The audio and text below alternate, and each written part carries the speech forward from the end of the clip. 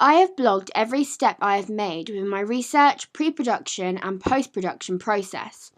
This allowed me to have a chronological information of every step I took in order to create my opening sequence, which gave me the power to be able to re-evaluate every single decision I made. It has also allowed me to go back and remind myself of any things I may have missed out within the decision, and reminds me of my prior ideas and how I have developed them in order to create a finished product. It has aided me in reminding myself of the product I really wanted to create, from a target audience research, scripting, creating the animatic, researching music, to a finished opening sequence. I would use the blogging process again, as although it was very time consuming, it let me document every judgment I made. The camera I used for the majority of my filming was a Nikon D200 camera. This camera was very useful in creating shots that were of high quality and made the framing of my shots very easy to create. It also allowed me to show shots accurately, as the camera was the right size in order to get difficult angled shots, such as low angle, high shot, and close-up. This camera also has 3-hour battery life, which is sufficient for the time I was filming and meant it never ran out, so I didn't have to stop the filming process in order to charge it. Something that I didn't enjoy on this camera was the amount of time it took to focus the shots. Since it had to be manually focused, I had to physically get every shot into focus, which wasted sufficient time. This is why next time I'll probably not use this camera, as my time was wasted trying to get a focused shot, which is a must within the opening sequence. The memory card I used with this camera is the SanDisk 16GB memory card. This has a high capacity and allowed me to film lots of shots in one go without having to delete any shots because they filled up my memory card.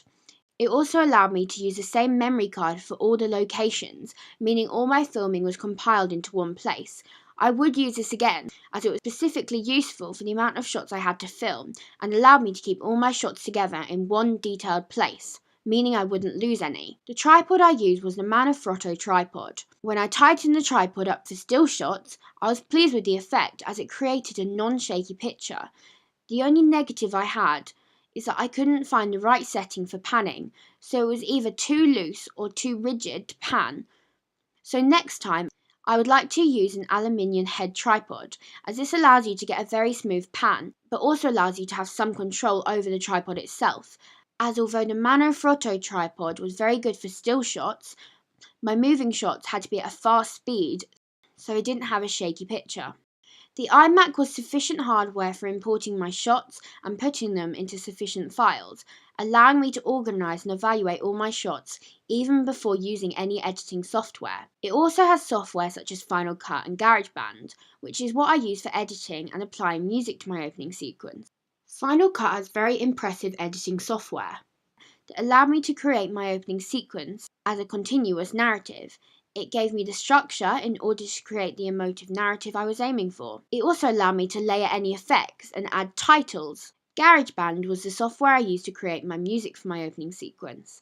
It allowed me to layer sounds and loop together music to create a music track with many layers.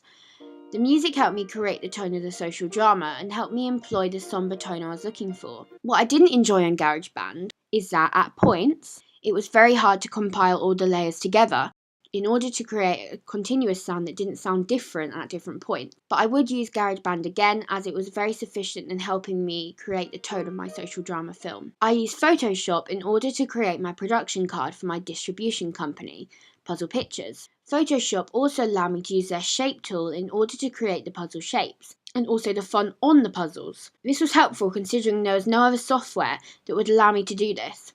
What I did find tricky was exporting the finished puzzle into Final Cut. This took sufficient time and I needed extra help in order to achieve this, but I would use Photoshop again, as it is the only software that allows me to create the shape I wanted for my production card.